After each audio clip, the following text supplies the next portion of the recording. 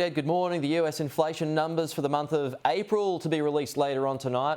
We've already got inflation at 40-year highs. Can it go even higher? Pete, there's a small chance that inflation in the US can go higher, but the expectation from economists is inflation last month was 8.5% for the whole year. They're expecting April for it to fall very slightly to 8.2%.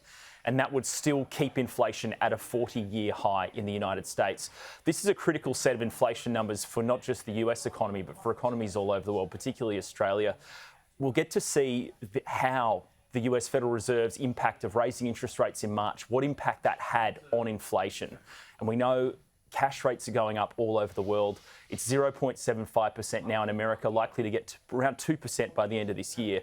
But this is really the first set of inflation numbers we're going to get, which is going to show the impact of a small cash rate rise of 25 basis points. That's how much the US Fed lifted in March. We should see that impact in these numbers. And it's looking like it's going to bring inflation down, but very slightly. It's going to take quite a long period of time, Pete, for it to fall below that 40-year high.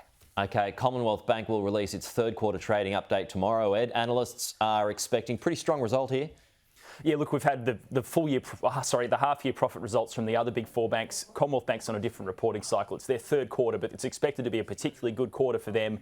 We know CBA are the market leader in home loans. They're expected to keep being the market leader and have grown their home loan book in that third quarter. Some of the other banks struggled a bit, particularly ANZ. It didn't really grow its home loan book at all over a 6-month period. They got punished by the stock market. CBA's result tomorrow should be pretty good. So we'll also probably get an explanation from Chief Executive Matt Comyn on the impact rising interest rates have on the banks and what it does for their margins. Obviously, it improves their margins quite significantly. So there should be a pretty positive outlook here from CBA. OK, as for the global stock markets, well, investors' heads no doubt spinning like tops as those markets in free fall over the past few weeks, Ed. So have we reached the floor yet?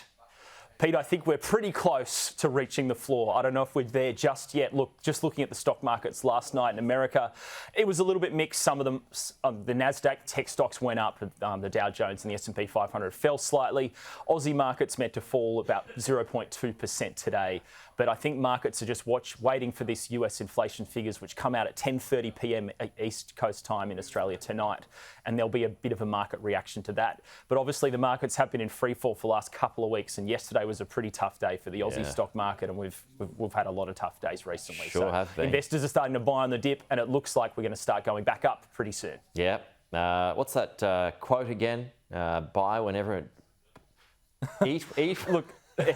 Eat when everyone else is starving. It's an old quote from investors being hungry when everyone else is starving or something like that. Anyway, well, there's a lot of buying on the dip happening right now, Pete, that's for sure. I've completely fluffed that one. Anyway, Ed, good to see you. Talk to you soon.